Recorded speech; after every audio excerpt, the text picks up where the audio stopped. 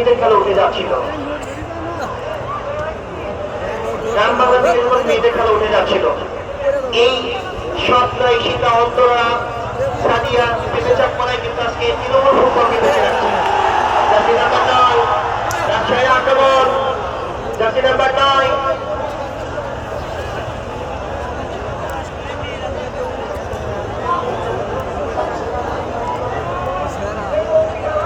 সুন্দর করে বাড়িয়েছে জার্সি নাম্বার 9